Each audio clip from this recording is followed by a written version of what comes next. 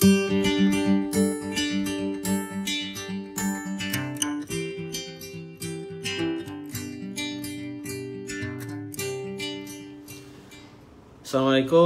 dan salam sejahtera, selamat petang. Saya Dr. Joe dari Perak Community Specialist Hospital. Hari ini terima kasih kerana bersama dengan saya di Dr. Joe Online Live. Kali ini topik yang kita akan bincangkan ialah darah tinggi dan anda.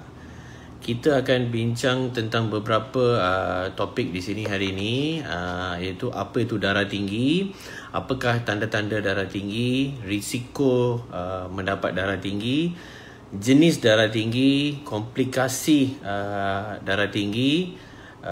Saya juga akan ada seorang doktor jemputan, Dr. Siva Rao daripada KPMC Puchong akan bersama kita nanti, dan kita akan berbincang dengan beliau tentang bagaimana nak screen, siapa yang patut di screening untuk darah tinggi, dan juga kalau ada soalan kami akan happy untuk menjawab lah. Okey, tanpa melengah masa lagi, kita akan berbincang. Jadi saya akan mulakan dengan memberi sedikit info tentang apakah itu darah tinggi. Okey, darah tinggi adalah satu keadaan di mana tekanan darah melalui saluran darah pada manusia disukat dengan menggunakan alat dalam bacaan milimeter mercury. Okey, jadi level tu dah ditetapkan mengikut konsensus pakar-pakar dan juga guideline. Jadi yang tu dah ditetapkan pada satu tahap yang tertentu. Mereka yang melepasi tahap ni dianggap sebagai darah tinggi. Saya tunjuk skrin sekejap ya. Okey, kalau boleh tengok di sini. Okey, alright. Jadi kalau boleh tengok di sini, okey. Kalau untuk mereka yang normal, kalau ini yang mengikut apa yang American Heart Association punya guideline lah. Jadi kalau normal ialah tekanan darah yang di atas tu kurang daripada 120 dan bahagian bawahnya kurang daripada 80. Bila ianya naik antara 120 hingga 129 dan bahagian bawahnya kurang daripada 80, dianggap sebagai tekanan darah ni sudah naik. Macam saya ceritakan dulu, pre-diabetes, ini adalah kita panggil pre-hypertension. Dan tahap-tahap seterusnya ialah mereka yang mempunyai tekanan darah lebih daripada 130, 140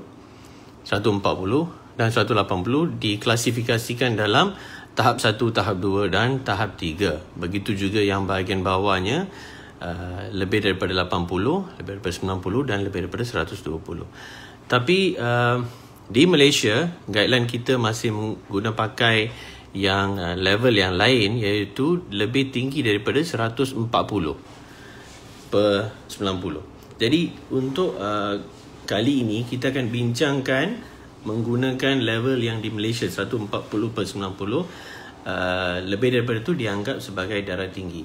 Kalau mereka yang berada dalam kategori pre-hypertension ni, dia adalah satu kategori yang khas di mana rawatan atau tak perlu rawatan tu perlu berbincang dengan doktor masing-masing dan akan dibuat keputusan mengikut keadaan pesakit masing-masing. Okey. Dan selain daripada tahu level, apa yang kita perlu tahu ialah apakah tanda-tanda darah tinggi. Okey, ini sangat penting sebab selalunya ada orang yang akan datang kata, doktor, saya rasa sakit kepala, saya rasa sakit apa orang kata sakit tengkuk dan sebagainya. Okey, jadi apakah itu tanda-tanda tu? Sebenarnya ramai pesakit tidak mempunyai tanda darah tinggi. Maksudnya asymptomatic. Kebanyakan orang tidak ada apa-apa tanda untuk darah tinggi. Itulah masalahnya, sebab kebanyakan mereka tidak akan menunjukkan apa-apa tanda. Jadi bila mereka tidak menunjukkan apa-apa tanda darah tinggi, susah untuk dikesan. Jadi untuk mengesan darah tinggi, mereka patut melakukan ujian. Maksudnya dia patut pergi untuk periksa tekanan darah dia di klinik. Kalau nak tunggu... Okey, minta maaf sangat kerana tadi ada masalah teknikal sedikit. Saya harap Dr. Siva boleh nampak ya. Okey, minta maaf sangat. Saya ulang sedikit tentang apa yang saya ceritakan tadi.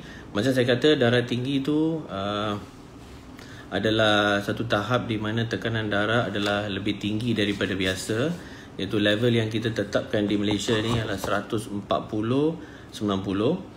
Dan tanda-tanda darah tinggi adalah seperti yang saya sebut tadi, iaitu dia kebanyakan mereka sebenarnya tidak ada apa-apa tanda darah tinggi. Kebanyakannya akan sebut mungkin sakit kepala, sakit tengkuk, kabur mata dan sebagainya. Jadi kebiasaannya simptom untuk darah tinggi ni adalah asymptomatic, tiada simptom. Tapi kalau terdapat tanda-tanda seperti pening, kabur mata dan sebagainya, perlu berjumpa dengan doktor ya. Jadi kita tidak boleh ambil ringan. Okey, saya harap Dr. Siva boleh join kita sekarang. Okey, tak apa, saya jawab soalan dulu. Satu soalan yang pernah ditanya oleh pesakit saya. Doktor, saya selalu sakit kepala di bahagian tengkuk. Adakah saya mempunyai sakit darah tinggi? Okey, sebenarnya sakit tengkuk ni bukannya satu simptom yang khusus kepada darah tinggi sahaja. Sakit tengkuk ni boleh jadi sakit disebabkan oleh bahagian otak, urat saraf dan sebagainya. Jadi sakit kepala sahaja bukan adalah tanda-tanda darah tinggi. Jadi apa yang saya nasihatkan kepada pesakit ni adalah untuk pergi periksa tekanan darah di klinik dan juga tengok sama ada level bacaan darah tinggi itu melampaui level yang saya cakap tadi, iaitu 140/90. Kalau level dia tu melepasi tahap ni, maka memang confirm ada darah tinggi. Okey, Dr. Siva dah on sekarang. Saya akan benarkan. Tunggu.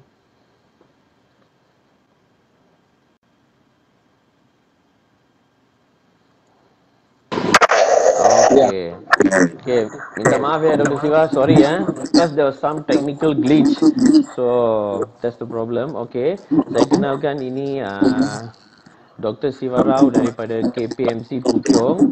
Beliau merupakan kawan lama saya dan juga seorang pakar perubatan dalaman yang banyak merawat pesakit dalam darah tinggi dan juga bidang-bidang perubatan lain. So Dr. Siva, apa khabar? How are you? Fine. Baru habis klinik petang ni. Okey, jadi Dr. Siva, saya dah bincangkan tentang apa itu darah tinggi. Level darah tinggi yang saya ceritakan tadi ialah di Malaysia guideline kita tu lama ya. Jadi dia masih guna pakai 140/90. Tapi di American guideline dan sebagainya, level tu dah diturunkan kepada 130/80. Jadi saya nak tanya pada Dr. Siva, level mana yang Dr. Siva guna pakai untuk label seseorang tu darah tinggi? Selalunya kita pakai 140/90 sebagai darah tinggi. Tetapi kalau katakan seorang pesakit tu datang dengan tekanan darah 130/85 contohnya, dia orang memang kategori pasien ni, pesakit ni adalah bukan darah tinggi lagi, tetapi dari segi definition dia boleh jatuh di bawah stage 1. Jadi untuk memudahkan pesakit, selalunya saya akan kategorikan pesakit yang blood pressure dia lebih daripada 120/80 tetapi kurang daripada 140/90 sebagai pre-hypertensive state. Kalau tuan-tuan dan puan-puan boleh tengok dalam gambar rajah yang Dr. Joe tunjukkan, 140/90 ke atas, yes, darah tinggi, memang clear. Tetapi ada ruang di tengah-tengah tu yang dikata borderline hypertension. Okay? Dia ada stage dia pula, stage 1 ataupun elevated stage.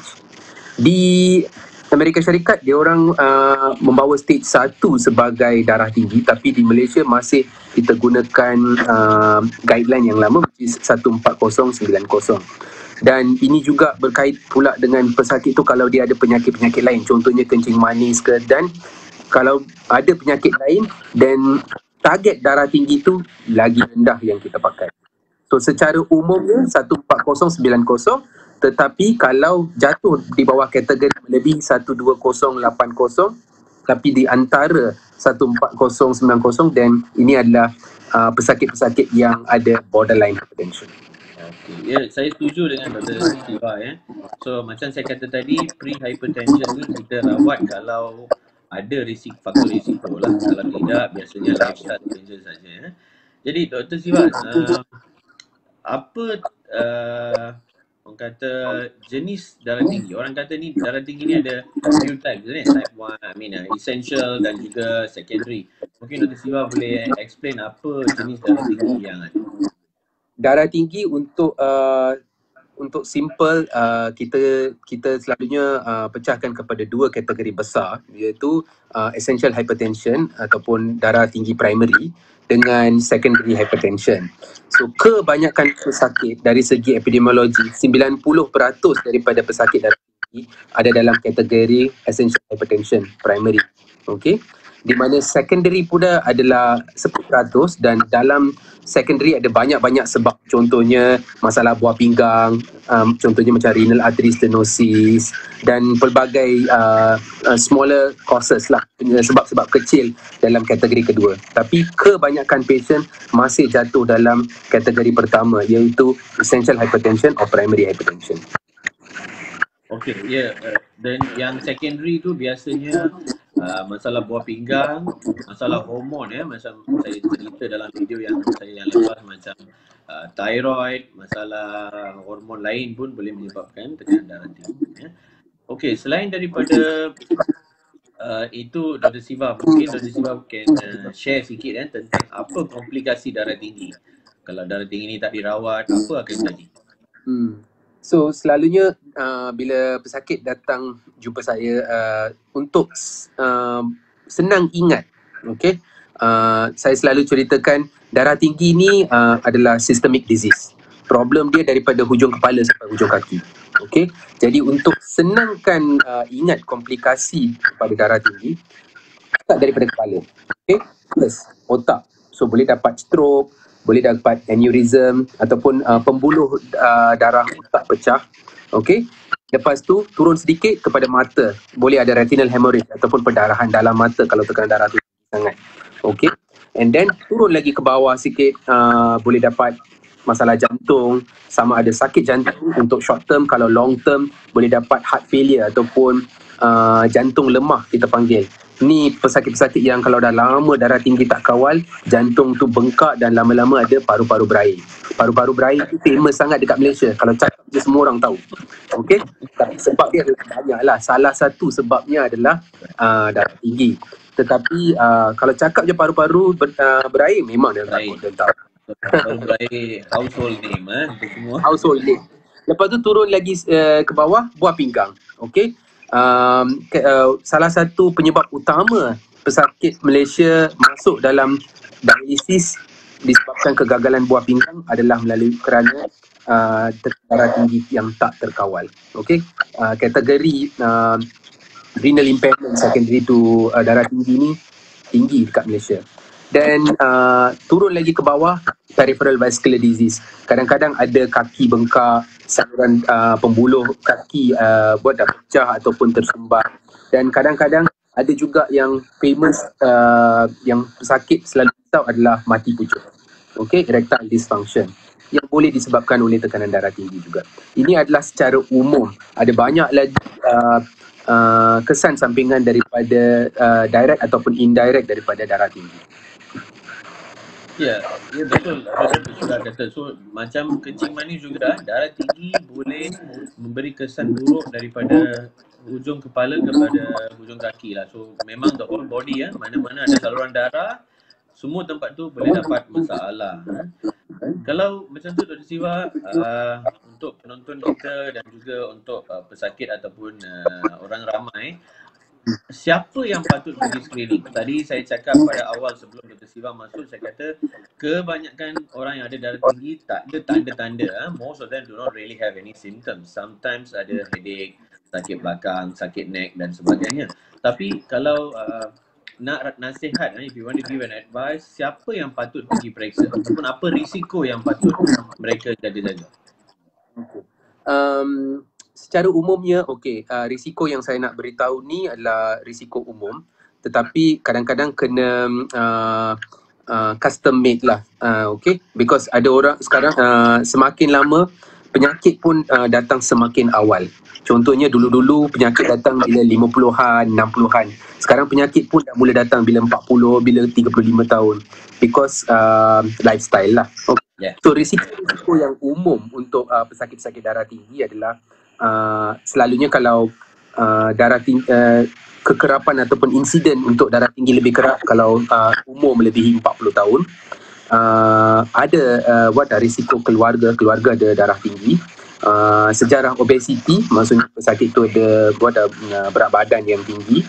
Lifestyle, gaya hidup, penyakit darah tinggi ni tak boleh dipisahkan dengan gaya hidup. Obesity, diet, smoking, isap rokok. Lepas tu memang tahu sendiri yang garam tu tinggi dalam makanan dia seharian.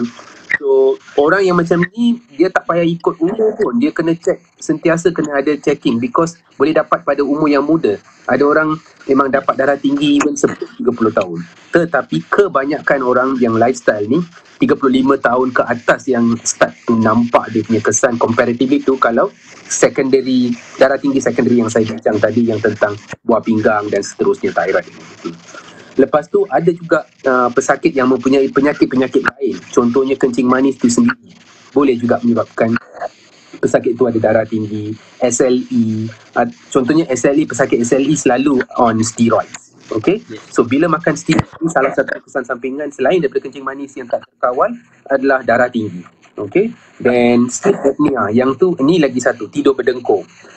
Tidur berdengkur ni actually sekarang semakin popular, di mana pesakit tu semakin akan tambah berat badan, dan salah satu ciri dalam sleep apnea ni including darah tinggi.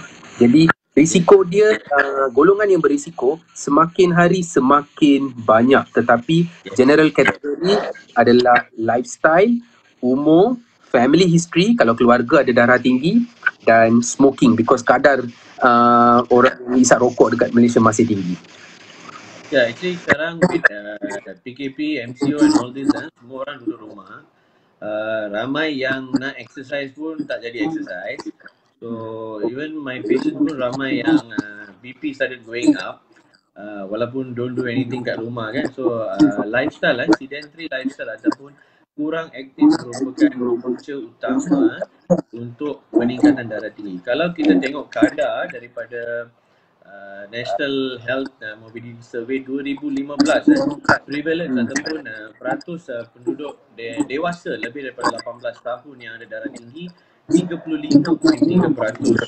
Daripada 2011, 4 tahun sebelum tu 33.6%. Jadi setiap tahun dia semakin meningkat, sama macam semua penyakit metabolik lain macam kencing manis, masalah kolesterol, obesity dan sebagainya. So semakin maju, semakin sedentary, semakin senang, semakin naik masalah ini. Dan kalau kita tengok 35% dari dewasa, it's lebih daripada 1/3 penduduk dewasa. So that's actually very scary lah. Menakutkan. So satu lagi Dr. Siva, I mean with all this thing going on now, banyak orang buat supplementary traditional medication dan sebagainya. Orang semua tak nak pergi hospital lah. Lebih-lebih lagi zaman COVID ni, lagilah takut. Patient semua call, kata takut nak masuk hospital, pergi hospital. Apa pendapat Dr. Siva tentang mereka yang tak nak makan perubatan moden tapi lebih ke arah ambil suplemen ataupun traditional medicine dan sebagainya? Pada pendapat saya, yang paling bagus of course mencegah. Mencegah lagi senang daripada merawat. Tak lambat kalau nak cegah. Kalau dah kena darah tinggi, at least kita boleh slow down the process or complication. Jadi exercise ataupun gaya hidup, kurangkan garam dan tak duduk dekat rumah saja. Exercise, buat sesuatu macam tu, and then kurangkan isap rokok dan lifestyle changes. lagi memberi kesan, walaupun ada dua kategori lah, kategori yang belum kena darah tinggi dan yang dah kena darah tinggi. Dua-dua pun dia akan membantu daripada this is still a better choice daripada nak ambil ubat suplemen ke ataupun traditional yang kita tak tahu, satu dosage dia, lagi satu kandungan dia sama ada toksik ke tak. Silap hari bulan darah tinggi jadi lagi teruk. Okay, so ada cases di mana ubat traditional preparation and everything yang laced with steroids. Macam saya cakap tadi, antara risiko, salah satu risiko lah kalau pengambilan steroid yang berpanjangan boleh menyebabkan darah tinggi juga. Jadi pengambilan traditional medication, especially yang tidak di approve by KKM and everything, membawa risiko yang sangat tinggi, bukan saja untuk darah tinggi tapi masalah lain, especially contohnya macam masalah buah pinggang. Okay, salah satu sebab dialysis di Malaysia selain daripada kencing manis dengan darah tinggi, nombor 3 adalah actually penggunaan bahan suplemen yang tidak berlesen. Okay, so risiko nak ambil bahan suplemen ni adalah tinggi, especially kalau sos ataupun dia punya punca tidak betul-betul dipantau. Okay, compared to ubat darah tinggi yang ada di dalam formulary ataupun di dalam Malaysia ni, semuanya kena ada lesen. Itu pun masih kita akan custom make untuk setiap seorang patient. Lain pesakit, lain type of medication kena bagi, ikut umur, ikut penyakit lain yang diorang ada. Jadi of course mencegah lagi daripada merawat, tapi kalau dah ada darah tinggi, jangan bagi darah tinggi itu melarat lagi teruk.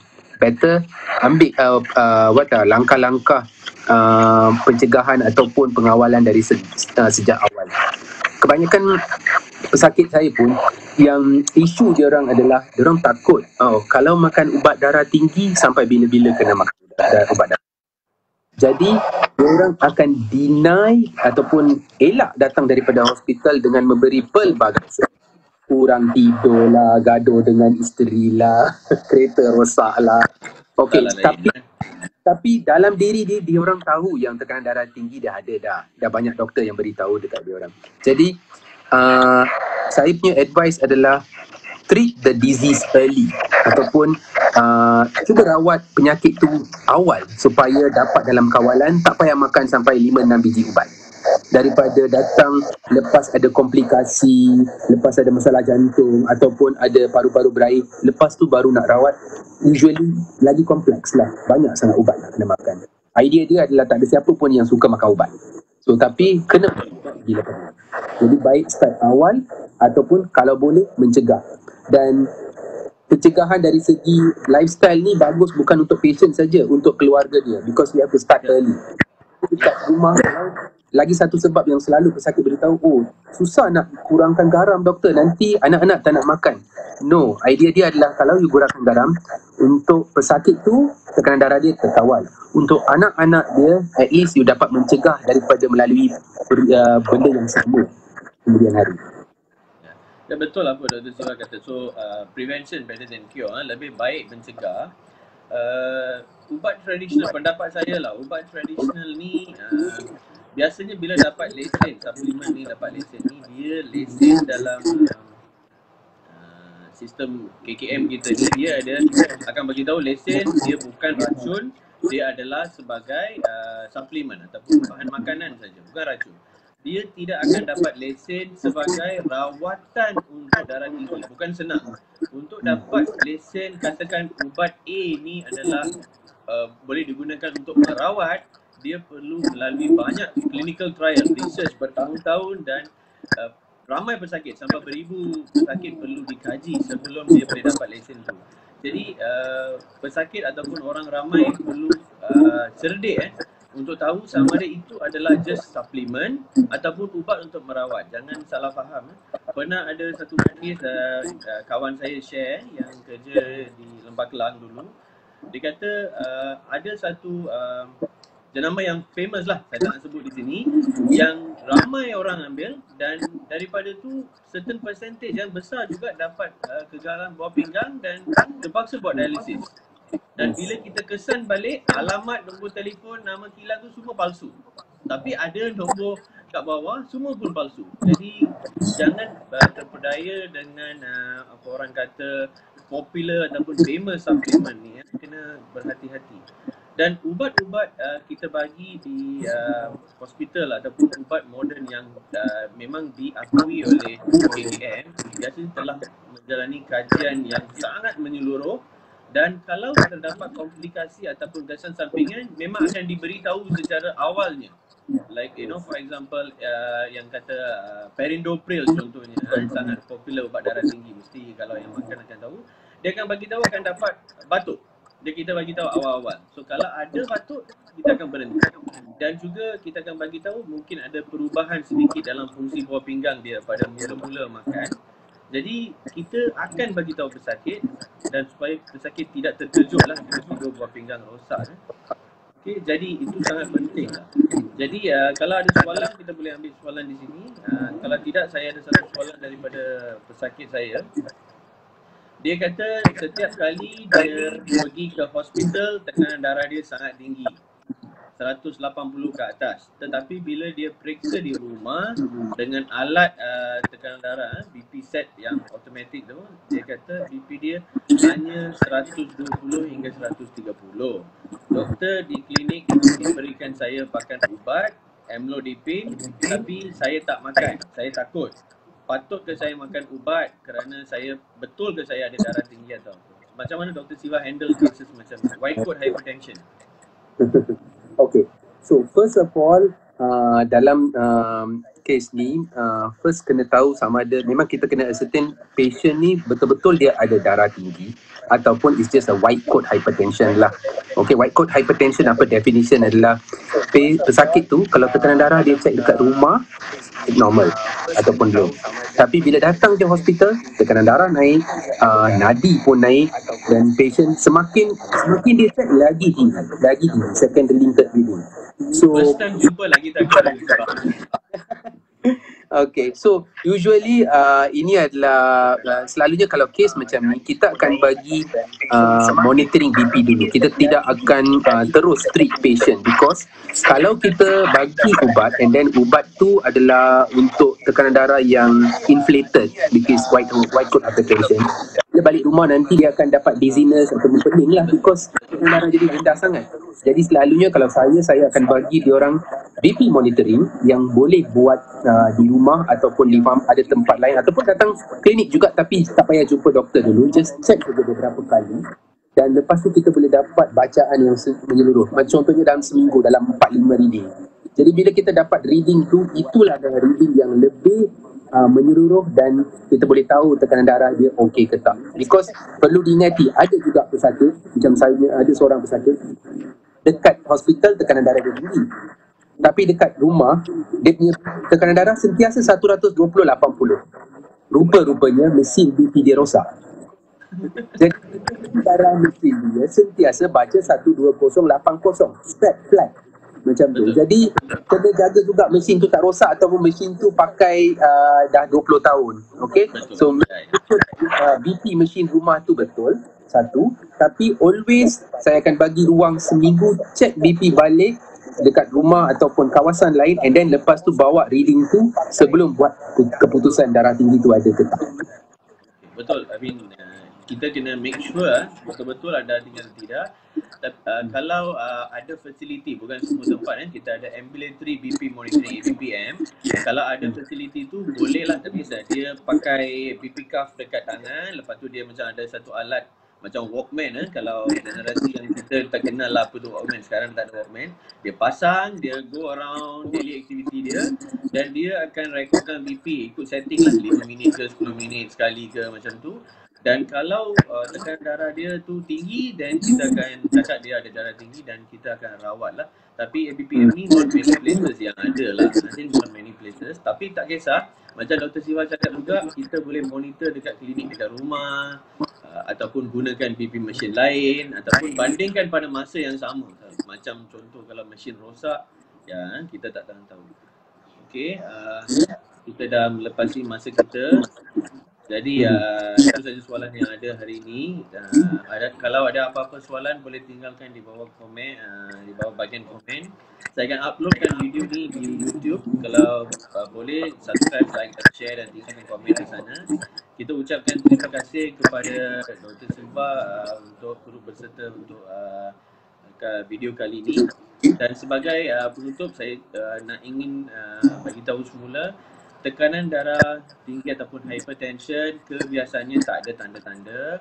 Kalau ada faktor risiko yang seperti diterangkan, tolonglah pergi cek dekat klinik ataupun hospital. Dan kalau perlu makan ubat yang betul-betul diluluskan oleh kementerian dan daripada orang yang bertauliah seperti doktor dan sebagainya. Jangan tinggalkan ubat. Ubah gaya hidup, lifestyle yang sihat, diet dan exercise. Dan itu saja untuk kali ini. Sampai kita bertemu lagi. Terima kasih Dr. Siva. Terima kasih kepada semua penonton. Assalamualaikum dan thank you so much. Bye-bye.